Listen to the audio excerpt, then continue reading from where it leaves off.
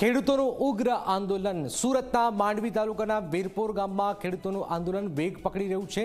Power grid અને સ્ટરલાઇટ વીજ company દ્વારા જમીન સંબંધના વિરોધમાં સેંકડો ખેડૂતો અને મહિલાઓ રસ્તા પર ઉતર્યા છે। શું છે આંદોલનનું કારણ, આવું જોઈએ, જાણીએ, સમજીએ।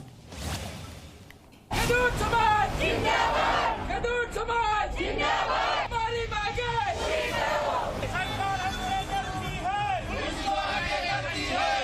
સુરત જિલ્લાના માંડવી તાલુકાના વીરપુર ગામમાં ખેડૂતોનું આંદોલન વેગ પકડી રહ્યું છે।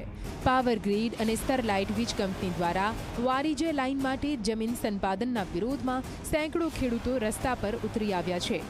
આ ખેડૂતોની માંગ છે કે વારીજે લાઇન માટે જમીન લેવામાં આવે તો વળતર પણ વારીજે હોવું જોઈએ। વીરપુર ગામે ખેડૂતોએ ખેતરમાં હવન કરીને આંદોલનની શરૂઆત કરી। આ પછી મોટી સંખ્યામાં ખેડૂતો, મહિલાઓ અને આગેવાનોએ ગામમાં 2 કિલોમીટર લાંબી પદયાત્રા યોજી।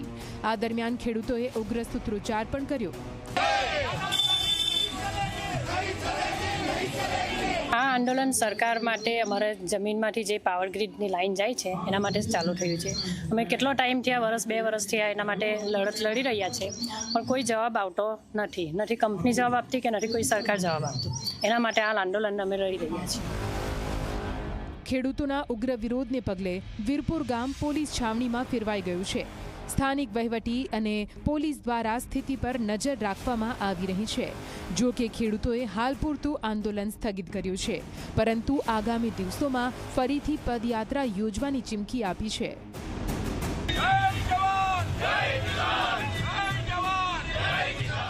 ઓર્ડર બી પાવર ગ્રીડ દ્વારા ધોઈને પી ગયા છે, એટલે ખેડૂતોમાં રોષ છે।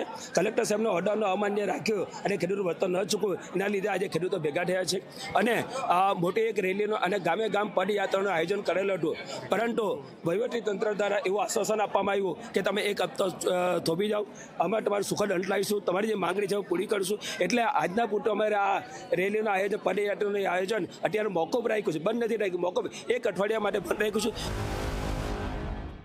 આ આંદોલનમાં માંડવી તાલુકાના અસરગ્રસ્ત ખેડૂતો, મોટી સંખ્યામાં મહિલાઓએ પણ ભાગ લીધો। ખેડૂતોનો આક્રોશ સ્પષ્ટ છે કે જો તેમની માંગણીઓ નહીં સંભળાય તો આંદોલન વધુ તીવ્ર બનશે।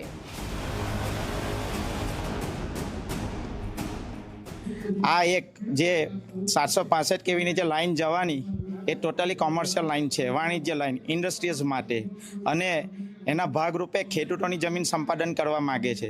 એટલે સરકારશ્રીને અમારે એટલું જ કહેવું છે કે એ જો કોમર્શિયલ લાઈન હોય તો અમને પણ અમારી જમીનના કોમર્શિયલ ભાવ મળવા જોઈએ।